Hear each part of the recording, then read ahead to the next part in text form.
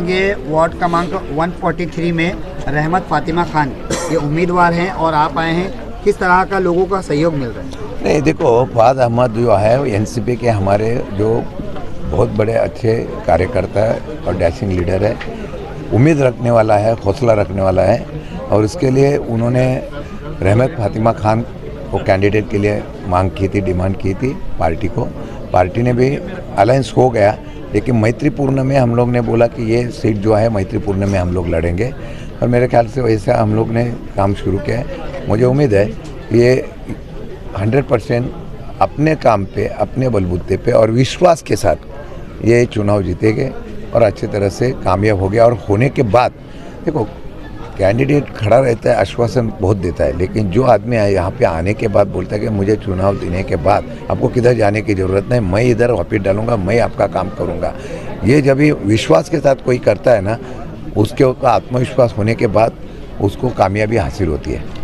Sir, ward क्रमांक 143 में बहुत सारे झोपड़पट्टी है देखने को मिलता है। यहाँ पर काम जो है बराबर से देखने को नहीं मिलता है, काम नहीं हो पा रहा है। तो और एक सबसे बड़ा तलवार जनता के ऊपर ये लटकता होता है घर के बारे में कि घर टूटेगा, नाला कटिंग में जाएगा, रोड कटिंग में जाएगा, और लोगों को किसको पात्र होगा, किसका अपात्र होगा, इसका कोई बहुत बड़ा जो है वो नहीं दिख रहा है, सोल्यूशन नहीं दिख रहा है। तो क्या बताना चाहिए? देखो, उसके लिए जो उसके ऊपर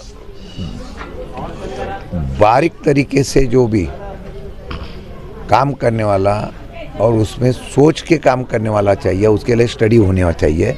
मेरे ख्याल से यहाँ पे हर साल में नया नया कानून होता है, विधिमंडल में भी वो कानून होता है। जैसा 95 में जो झोपड़पट्टी है वो डिमोलिश होगी, बाद में 2002 तक हो गए, 2020-13 तक आ गई, वैसा कानून बदलता जाता है। लेकिन उसके लिए काम करने के लिए मैं तो पहले ही बोला हूँ, इस मुंबई में अभी जिस तरीके से FSI TDR मिल रहे हैं, उसमें आम आदमी का उसका फ़ायदा नहीं हो रहा है।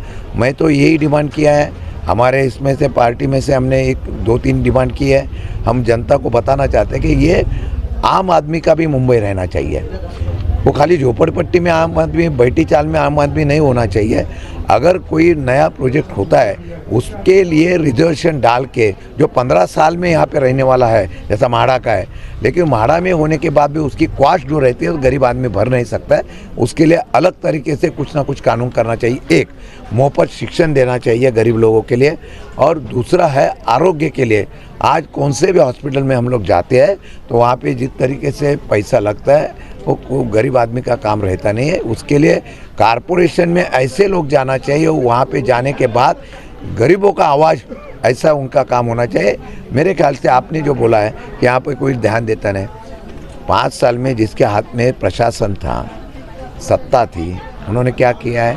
5 साल में उन्होंने ना गरीबों का देखा है, सिर्फ बम्बई में टावर कैसे खड़े रहना चाहिए उसके ऊपर ध्यान दिया है।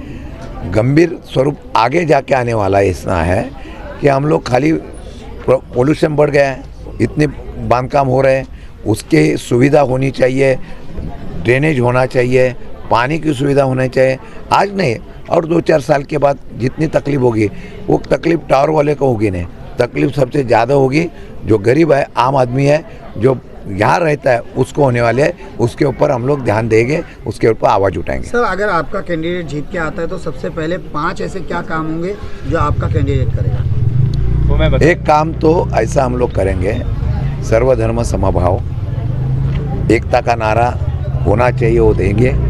जिस तरीके से राजनीति चल रही है, विकास का मुद्दा बाजू में रख के अभी जात धर्म पे राजनीति होती है, पहला हमारा वही काम करेगा कि पहले जैसे महाराष्ट्र, पहले जैसा मुंबई एक साथ हम लोग रहते थे, वैसा वो करने का काम करेंगे। एक दूसरा जो है, यहाँ पे जो लोगों की कठिनाई है उसमें मेरा पहला 5 काम में पहला मैं जो इम्पोर्टेंट देना है, दिल्ली पैटर्न। दिल्ली पैटर्न में मैं ऐसा बताना चाहता हूँ, एजुकेशन जो गरीब लोगों का है, उनके जो घर के बच्चे हैं उनको एजुकेशन फ्री होना चाहिए, हॉस्पिटल की सुविधा फ्री होनी चाहिए। तो काम मैंने पहले बताया। चौथा काम जो है, यहाँ पे जो लोग रहते हैं उनका वाटर मीटर गटर का काम, उनकी सुविधा का काम होना चाहिए। और 5वां काम है, कानून बन के, अगर हमने, मुझे आज भी नहीं लगता है कारपोरेशन क्या करती है, नहीं, ये इनलीगल है, उसको तोड़ देंगे, कोर्ट से ऑर्डर आता है। अरे उसको लाइट मिलती है, उसको पानी मिलता है, उसको परमिशन मिलती है, वो कौन देता है? अगर आपने दिया है तो उसको रेगुलाइज कर दो। उसके लिए अगर कोई चार्ज, जैसे हम लोग ने गाउठान में 500 मीटर के आगे जाने के बाद उसको रेगुलाइज किया है, वैसे इनको भी रेगुलाइज करने की बात करेंगे तो कुछ प्रॉब्लम नहीं आएंगे। सर एक जनता को छोटा मैसेज दीजिए सर अभी आपने धर्म के बारे में बोला, तो कहीं ना कहीं एमआईएम और एकनाथ शिंदे दोनों एक साथ नजर आ रहे हैं। मैं एमआईएम के बारे में नहीं बोलूँगा, लेकिन भाजपा की और महायुति में बैठे हुए लोगों की राजनीति क्या है भाजपा की, और उसमें वो लोग करते क्या है? कारपोरेशन का इलेक्शन है, कारपोरेशन के इलेक्शन में क्या होना चाहिए? विकास के मुद्दे पर बात। मुंबई हम कैसे डेवलप करने वाले हैं? हम वोट पे लगता है मतदान करो, आपका हक बजाओ। अरे हक बजाने के लिए रखा ही किधर है? बिन विरोध कर रहे हैं ज़बरदस्ती, वोटिंग का हक नहीं बता रहे, और वोटिंग करने के लिए मौका किधर देते हैं? चुनाव जीतने के बाद भी वोटर को दबा के उसको जो कैंडिडेट आता है। और दूसरी बात है, जो गलत हो रहा है वहाँ पे राजनीति अभी धर्म के नाम पे हो रही है। कोई समाज को टारगेट करके ऐसा बताया जाता है कि इनको हम लोग कार्रवाई, तो दूसरे समाज को चेतावनी देना ये गलत है, और इसके खिलाफ सब लोग हम लोग एक साथ होने चाहिए। देखो एक वोटिंग हो जाता है, बाद में समाज में जो दरार पड़ती है ना, उसका जिम्मेदार कौन रहता है? सत्ता में बैठा है। आज एक मंत्री बोलता है 15 तारीख के बाद हम किसको बाहर निकाल देंगे। कौन सी है राजनीति है? अरे तुम सत्ता में बांग्लादेश में इनके ऊपर अन्याचार, हिंदू पर अत्याचार हुआ। मुझे एक पत्रकार ने पूछा, अरे बांग्लादेश में हिंदू पर अत्याचार हुआ, आपकी उसमें कारपोरेशन में वो सब्जेक्ट निकाला कि उसके लिए अगर ये करेंगे तो उसका ऐसा होगा। मैं बताया, अरे केंद्र में बैठा कौन है? राज्य में कौन बैठा है? अरे तुम्हारा डर इतना रहना चाहिए कि बाहर का राष्ट्र जो है, जिनको हमने स्वतंत्र किया कांग्रेस के ज़माने में, बांग्लादेश स्वतंत्र हुआ, नेपाल स्वतंत्र हुआ, सब हुआ, आज वही हमको डांट रहे।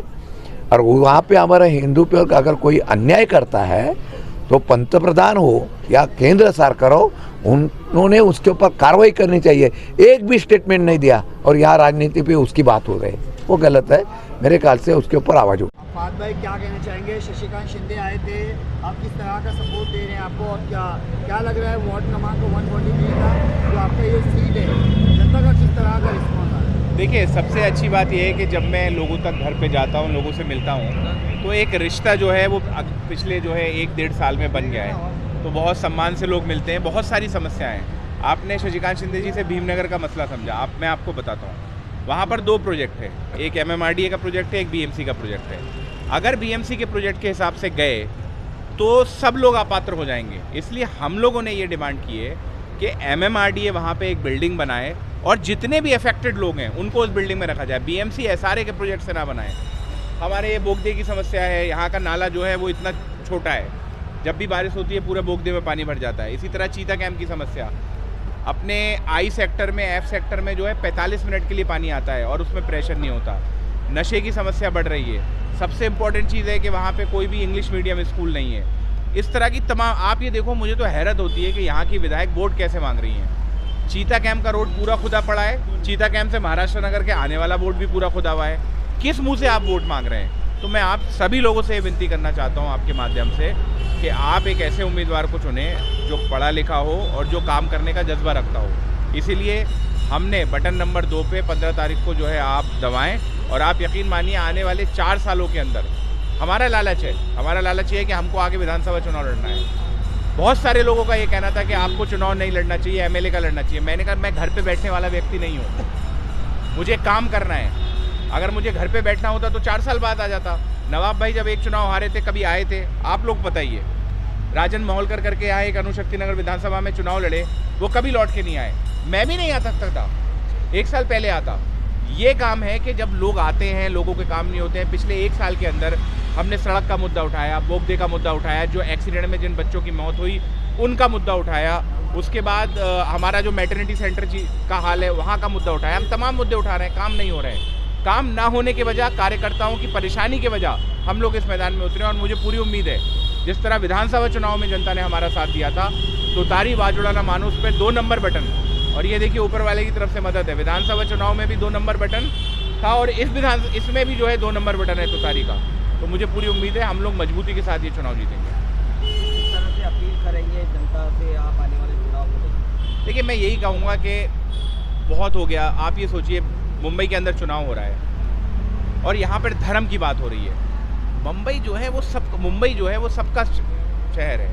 उसके बाद भी आप धर्म की, जाति की बात करेंगे। आप देखिए, महाराष्ट्र नगर में आप देख लो, अलग अलग जगह के लोग रहते हैं। चीता कैंप में भी पूरे हिंदुस्तान के अलग अलग तरह के लोग रहते हैं। तो मुझे यही कहना है कि विकास पे बात हो, मुद्दों पे बात हो, कौन अच्छा काम आपके लिए कर सकता है, उस उम्मीदवार को चुना जाए। जिस तरह से देखा गया है, पिछले जो 5 साल पहले जो नगर सेवक थे, उनके काम में किस तरह से देखा जा रहा है कि कमी है, क्या कुछ है, किस तरह का कैंडिडेट होना चाहिए था, और अब जो है आपकी पार्टी यहाँ पर अपने कैंडिडेट को खड़े कर रहे हैं, किस तरह से सक्षम होंगे पिछले के तुलना में अभी के जो आपके पार्टी? पिछले कैंडिडेट तो हमारी पार्टी से नहीं जीता था। हमारी पार्टी, उसके बाद हमारी पार्टी में बहुत पानी बह चुका है। पार्टी अलग हुई, कुछ लोगों ने भारतीय जनता पार्टी के साथ जाके गठबंधन किया। आप सोचिए, जनता को बेवकूफ़ समझने की हद देखिए। आप जो है सत्ता की विधायक हैं, अपने आप को सना मलिक जी सत्ता की विधायक बनाती हैं और यहाँ आके कहती हैं हमारा बीजेपी के साथ गठबंधन नहीं है। अगर सत्ता बीजेपी की है, आप अपने आप को अधिकारियों को फ़ोन करके बोलती हैं मैं सत्ता की विधायक हूँ, और इस चुनाव में आके क्या बोलेंगे हमारा बीजेपी क्यों नहीं है आपका गठबंधन? आपकी पार्टी के जो है उप मुख्यमंत्री कौन सी सरकार में है? तो जनता को बेवकूफ़ बनाना छोड़िए, जनता बहुत समझदार है। माइंड डाइवर्ट करने का तो प्लान ही है। देखिए, ये पूरा प्लान जो है वो भारतीय जनता पार्टी ने रचा है। वो ये चाहते हैं कि किसी तरह से वोट बटे।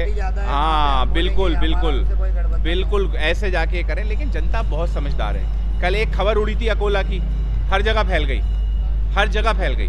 तो मैं यही कहना चाहता हूँ कि जनता बहुत समझदार है। अब जनता को आप बेवकूफ़ ना समझें। क्या लग रहा है आपको, वार्ड क्रमांक 143 में एमआईएम की हवा है क्या? नहीं, देखिए, सबको अधिकार है, सारी पार्टियों को अधिकार है चुनाव लड़ने का, और एआईएमएम भी एक पार्टी है। असदुद्दीन ओवैसी साहब उनके सांसद हैं। लेकिन मेरा कहने का मतलब ये होता है कि असद भाई हैदराबाद में रहते हैं, वो दिल्ली में मजबूती से आवाज़ उठाते हैं, ठीक है। अब चीता कैंप में आके समस्याओं का समाधान कौन करेगा? पिछली बार एक कॉर्पोरेटर चुन के दिया, वो कहाँ गया? वो कौन सी पार्टी में गया? एक जो है बच्चों की चीता कैंप के अंदर 189 बच्चों को, 180 बच्चों का जो है उन पर मुकदमा दर्ज हुआ, कौन आया हैदराबाद से? आप ऐसे व्यक्ति को चुनिए जो यहीं का हो, जो आपके साथ हर वक्त हर दुख सुख में जो है काम आ सके। और दूसरी चीज़ ये भी है कि पूरे चीता कैंप ने एक बार एआईएमएम को वोट देके देखा, उनका उम्मीदवार तब भी नहीं जीत पाया। तो मुझे लगता है जनता इस चीज़ को समझेगी। मैं आपके माध्यम से अपील करना चाहता हूँ, हर वो व्यक्ति जो सर्वधर्म समभाव की बात करे, ऐसे व्यक्ति को चुने। और मैंने तो दिखा दिया है विधानसभा चुनाव में, महाराष्ट्र नगर में मेरे लोग हैं, आपने आज ताकत भी देखी होगी। तो मुझे पूरा उम्मीद है कि हम ये वार्ड जो है भारी मतों से जीत के आने वाले हैं।